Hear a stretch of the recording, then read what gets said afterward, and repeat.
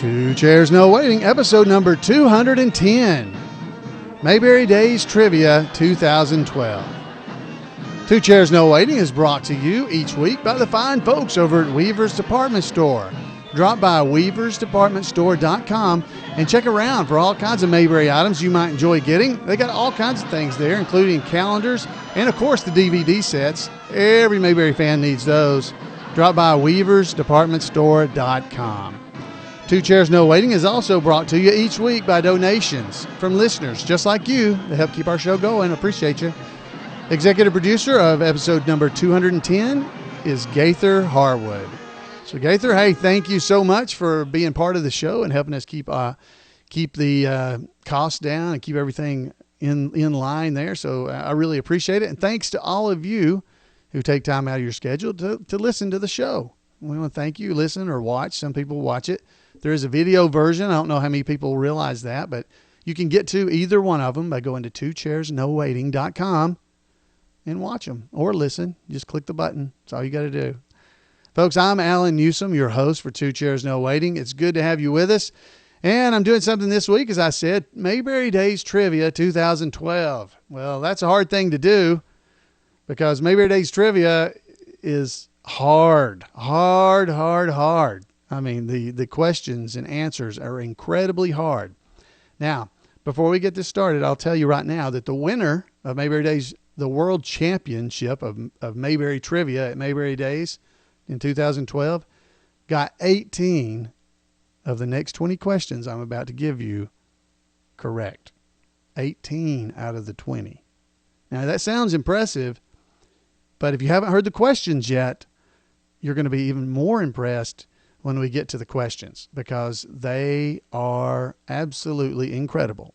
Now, the questions are going to be posted online, and I'll have links in the show notes to this episode, number 210, at twochairsnowaiting.com. So if you go there, you'll be able to find it. Or if you just go to imayberry.com, you can go there as well.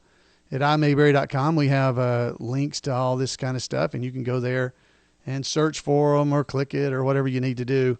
But imayberry.com always has these kind of things available to you, so you can go there as well. So that's also where Two Chairs No Waiting really is. It's located on imayberry.com. So let's get into this. Now, if you go there, I should say that at imayberry.com, you can go. There's a whole section of Maybery Days information that's old, going back to 1995. It's not every year by any means, but select years. I post things about stuff. And you can go back to in 1998. There's several years in a row of trivia. And then I've also posted the 2012 trivia right there on the site. And then there's some other stuff if you scroll down the page, all kinds of old events, things that are from the past, and you can check them out. So if you go to imayberry.com, you can search around and look for the Maybery Days page, and I think you'll enjoy it. So let's get into these trivia questions. Now, the trivia questions for 12, not 10, are always, or as always, are asked at the Maybery Trivia Contest, and it's always on the Friday of Maybery Days. And our thanks go to the Hearty-Eating Men and Beautiful Delicate Women chapter of Tuscaloosa, Alabama. They come up with all these questions. Now, the presiding person there at the Hearty-Eating Men and Beautiful Delicate Women chapter is Kenneth Junkin. And Kenneth Junkin is our Otis Campbell impersonator. So if you ever see us at Maybery Days or if you're going on the Mayberry cruise with us, you'll see Otis. Now, Otis is the guy who comes up with all these trivia questions. And at Maybery Days, most of the tribute artists, or all of them if we're able, make it down to the stage to be able to read these trivia questions. But Otis is the one who actually spends the entire year coming up with trivia questions that he thinks can stump people like Pat Bullins. Pat Bullins was our winner this year. She's at Maybery Days, and we call her the Lady in Red. And she's always wearing her red hat, and she's wearing her red dress. And Pat has won. I'm really not sure. I know she's won 5 and maybe more, maybe 6 different Maybery Days trivia contests. And this year she won again, as I said, with 18 of these 20 questions. Let's get right into this. It's going to take a little while to read and answer these 20 questions. All right. So question one is, What is Thelma Lou's house number?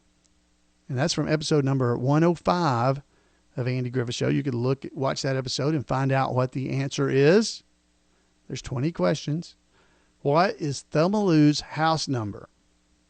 Okay, if you want to try to think of this without getting the answer, pause the podcast and then come back when you want to know the answer. Here is the answer. What is Thelma Lou's house number? The answer is 830. Thelma Lou's house number is 830. Now, how many of you got that?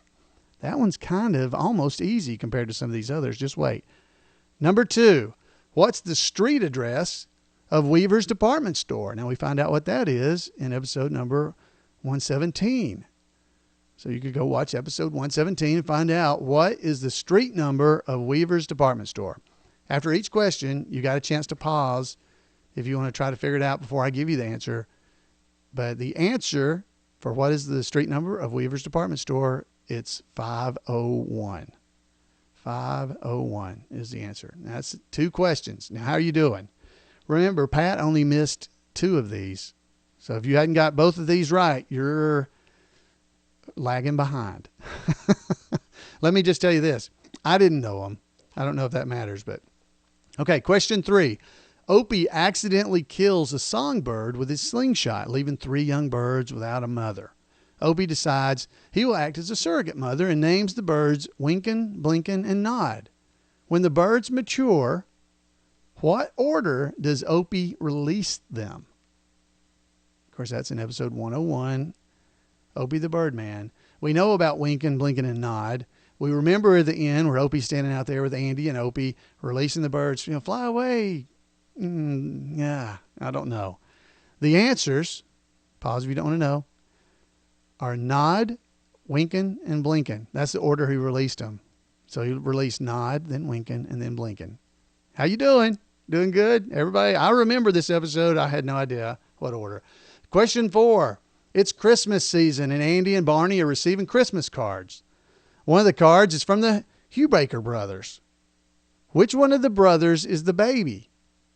Which one's the youngest brother of the Hubaker brothers? This was episode 11, the Christmas show, the only Christmas episode. Which one was the baby? Pause if you don't want the answer. The answer is Elmer. Elmer is the baby. All right, now at Mayberry Days, what we do is we read a question. Everybody has a few moments to make their way down to the judges that are down at the front of the stage. There'll be at least three ladies normally doing the judging.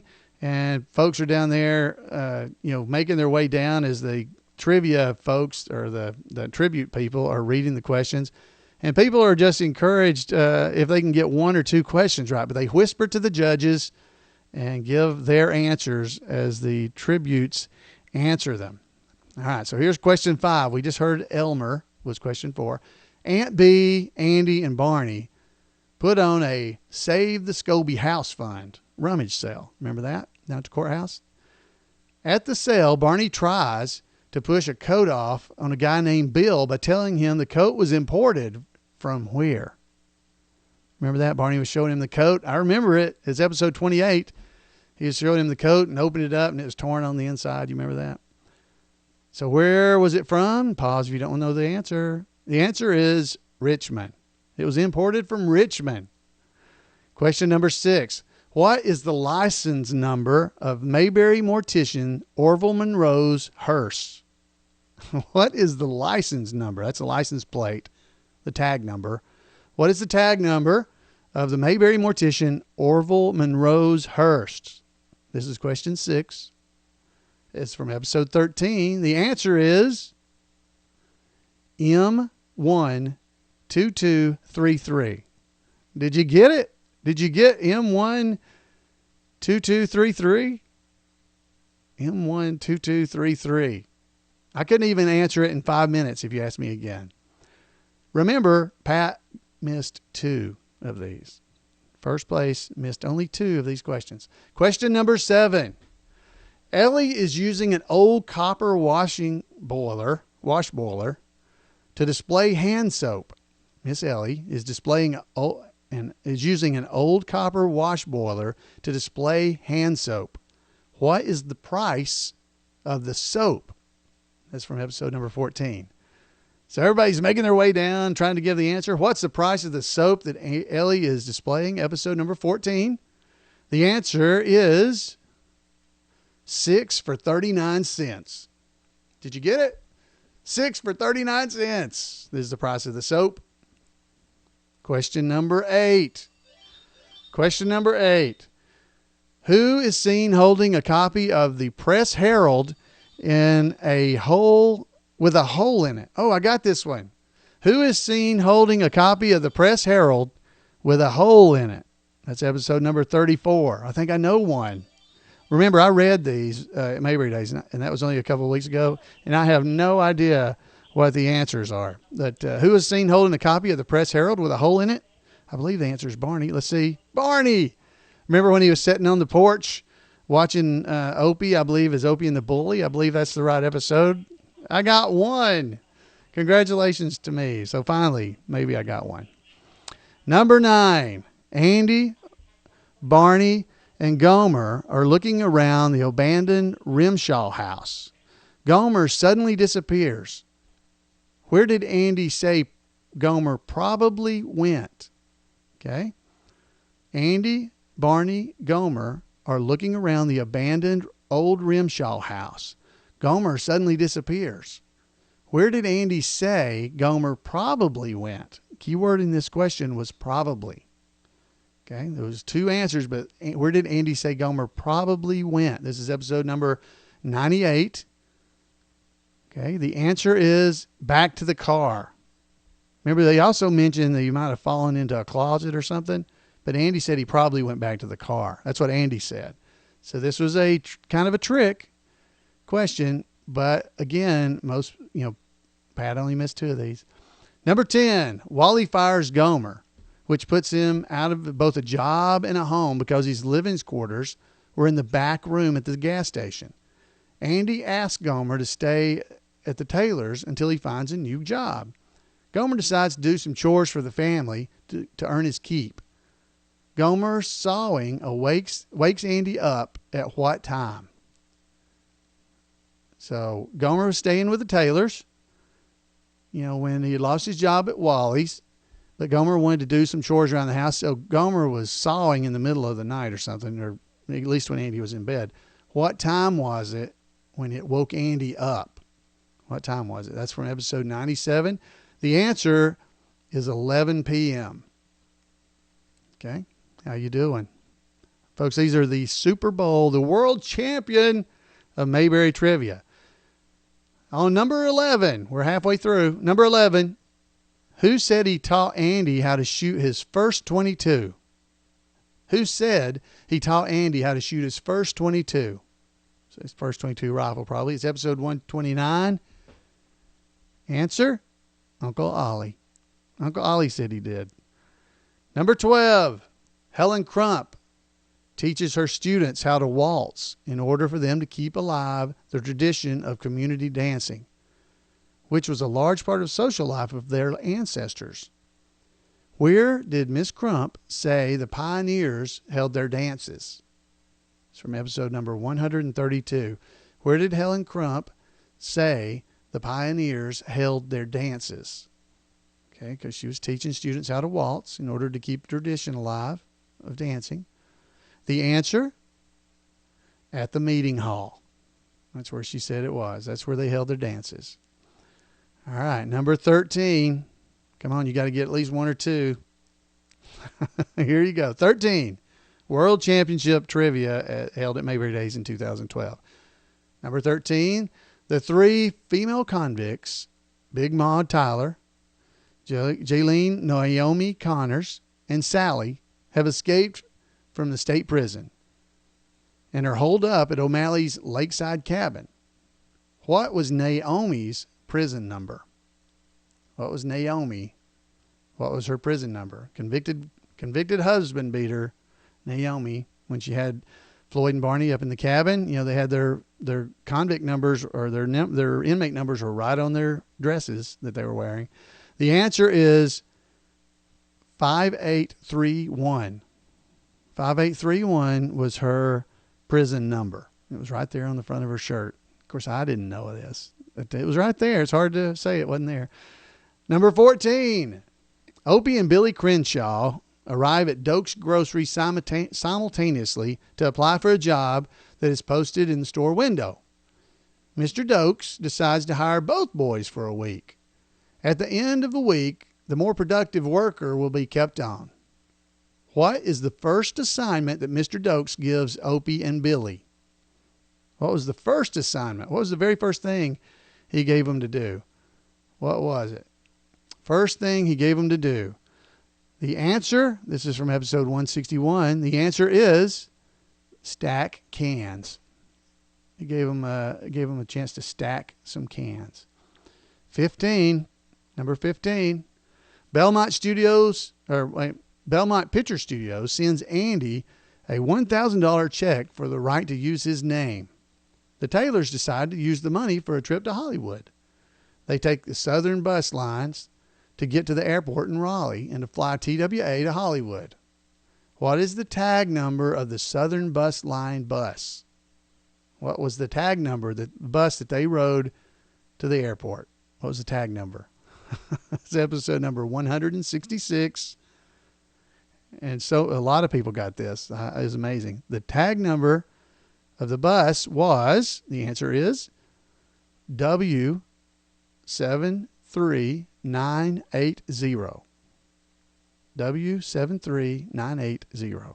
That was the bus number. The bus's tag number, not the bus number. All right. Number 16.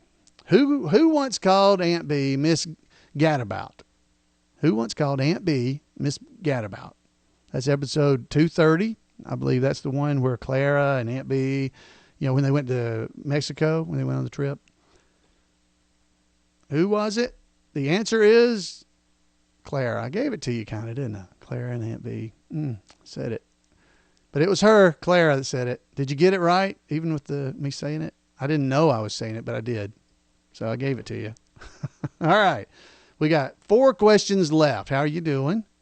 Remember, Pat only missed 2.